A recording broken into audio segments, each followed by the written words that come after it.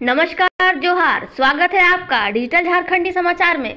तो चलिए झारखंड की आज की बड़ी और मुख्य खबरों पर बात करते हैं, पर उससे पहले आपसे एक छोटी सी अनुरोध है कि कृपया वीडियो को एक प्यारा सा लाइक अवश्य कर दीजिएगा, क्योंकि आपका एक लाइक करना ही हमारी मेहनत का फल होता है। तो चलिए बात करते हैं आज की पहली और बड़ी खबर से। झारखंड में सीएम हेमंत सोरेन के निर्देश पर कैमरून में फंसे झारखंड के 11 प्रवासी श्रमिकों की हुई सुरक्षित वापसी। 36 जल्द लौटेंगे। मुख्यमंत्री हेमंत सोरेन के निर्देश पर कैमरून में फंसे झारखंड के 47 प्रवासी श्रमिकों में से 11 श्रमिक की सुरक्षित वापसी हो गई। सभी श्रमिकों को श्रम विभाग द्वारा उनके गंतव्य स्थान तक पहुंचा दिया गया है। शेष 36 श्रमिकों की जल्द सुरक्षित वापसी होगी। इस दिशा में तेजी से कार्य किया जा रहा है।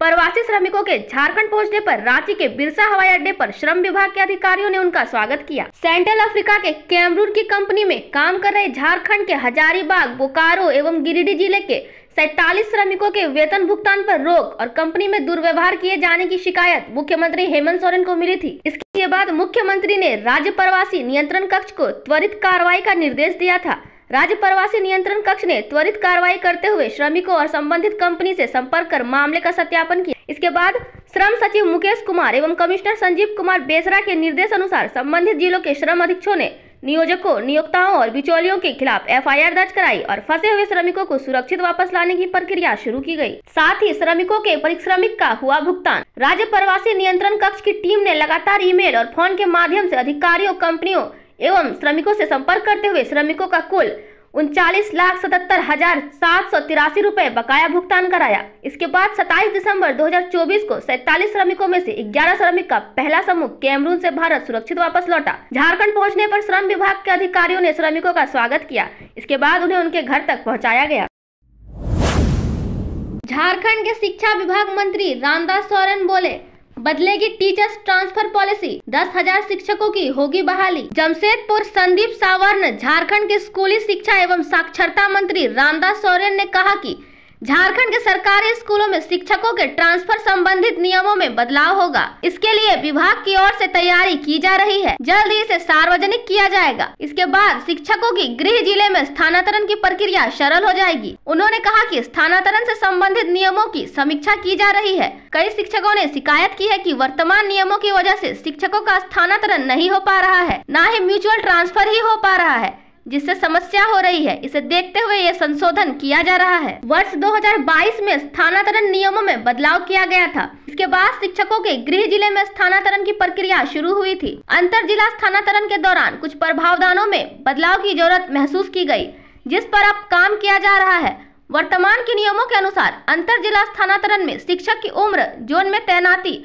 और प्राथमिकता के आधार पर अंक तय किए गए हैं। इसके अलावा अगर शिक्षक किसी गंभीर बीमारी से पीड़ित है तो स्थानांतरण का प्रावधान है। महिला शिक्षकों के स्थानांतरण के लिए पहले से तय प्राथमिकताओं में भी बदलाव किया जाएगा। साथ ही सीएम स्कूल ऑफ एक्सीलेंस में 2 गार्ड और 1 माली की होगी बहाली। शिक्षा मंत्री रामदास सोरेन ने जमशेदपुर सर्किट हाउस में एक बैठक की। इससे मंत्री ने कहा कि पिछले दिनों उन्होंने सीएम स्कूल ऑफ एक्सीलेंस का दौरा किया था। पाया कि स्कूलों में सारी व्यवस्थाएं बेहतर है, लेकिन स्कूल में कोई सुरक्षा कर्मी नहीं है, न ही कोई माली है। सीनियर सेक्शन के बच्चे यहाँ पढ़ाई करते हैं। इसीलिए उन्होंने निर्देश दिया है कि तत्काल आउटसोर्स कर सभी स्कूल में 2 सिक्योरिटी गार्ड एवं माली की बहाली की जाए। साथ ही जनजातीय भाषाओं में 10,000 शिक्षकों की होगी बहाली। शिक्षा मंत्री ने कहा कि झारखंड के प्राथमिक विद्यालयों में जनजातीय व क्षेत्रीय भाषाओं में घंटी आधारित शिक्षकों की नियुक्ति होगी। इसके लिए विभिन्न जिलों में सर्वे कर रिपोर्ट मंगवाई गई है। इस रिपोर्ट के आधार पर जनजातीय व क्षेत्रीय भाषाओं में करीब 10,000 शिक्षकों की नियुक्ति होगी। 9 जनजातियों और 6 क्षेत्रीय भाषाओं में शिक्षकों की नियुक्ति होगी। उन्होंने कहा कि इसके लिए विभागीय अधिकारियों की एक टीम बनाई जा रही है, जो पश्चिम बंगाल व अन्य राज्यों में क्षेत्रीय व जनजातीय संचालित स्कूलों में मॉडल और पढ़ाई का अवलोकन करेगी। जनजातीय व क्षेत्रीय भाषाओं में पढ़ाई की परिकल्पना को धरातल पर उतारने में जो बेहतर मॉडल होगा उसे लागू किया जाएगा। क्या झारखंड के पूर्व मुख्यमंत्री वापस लौटेंगे झामुमो में? कोल्हान टाइगर ने कर दिया अपना स्टैंड क्लियर। झारखंड के पूर्व मुख्यमंत्री चंपई सोरेन ने झामुमो में जाने की अटकलों पर विराम लगा दिया है। उन्होंने साफ कर दिया है कि वो अपनी पुरानी पार्टी में वापस नहीं लौटेंगे। ये बातें उन्होंने अपने सोशल मीडिया हैंडल एक्स पर लिखी है। कोल्हान टाइगर के नाम से मशहूर चंपई ने कहा है कि मैं जहां हूं भविष्य में भी वहीं रहूंगा। मेरा उस पार्टी में वापस लौटने का इरादा नहीं है। चंपई सोरेन ने अपने सोशल मीडिया एक्स पर एक पोस्ट लिखकर कहा कि फिर एक बार कुछ न्यूज पोर्टल द्वारा झूठी अफवाहें फैलाई जा रही हैं। एक साजिश के तहत बार बार ऐसा करके समर्थकों में भ्रम पैदा करने और मुझे बदनाम करने की कोशिश की जाती है। मैं बहुत स्पष्ट शब्दों में कहना चाहूंगा कि मैं जहां हूं भविष्य में भी वहीं रहूंगा। बता दें कि चंपई सोरेन को लेकर विधानसभा चुनाव के तुरंत बाद भी झामुमो में वापस लौटने के कयास लगाए जा रहे थे। इस खंडन भी उन्होंने सोशल मीडिया एक्स के जरिए ही किया था। उन्होंने कहा था कि पुराने वीडियो के जरिए लोगों में भ्रम फैलाने की कोशिश की जा रही है। भाजपा में शामिल होने का मेरा फैसला कोई गलती नहीं बल्कि सोच समझ कर लिया गया निर्णय है। आप हजार साजिश कर ले, लाख अफवाहें फैला ले, लेकिन एक बार जिस राह को छोड़ दिया उस पर वापसी की कोई गुंजाइश नहीं है।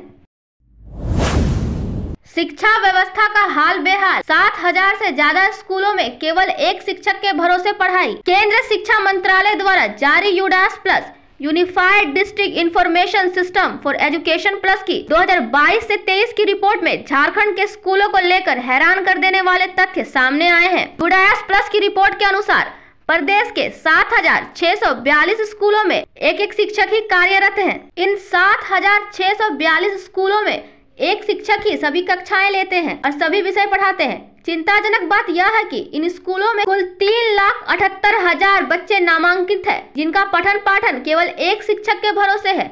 शिक्षकों की कमी का असर छात्रों की पढ़ाई पर भी देखने को मिलता है। वहीं 370 स्कूलों में हुआ शून्य नामांकन। यूडास प्लस 2022 से 23 की रिपोर्ट के अनुसार झारखंड में ऐसे 370 स्कूल संचालित है जहां शून्य अवधि में शून्य नामांकन हुआ। एक भी बच्चे के नामांकन नहीं होने के बाद इन स्कूलों में 1368 शिक्षक कार्यरत हैं। रिपोर्ट में छात्र शिक्षक अनुपात स्थिति भी ठीक ठाक नहीं है।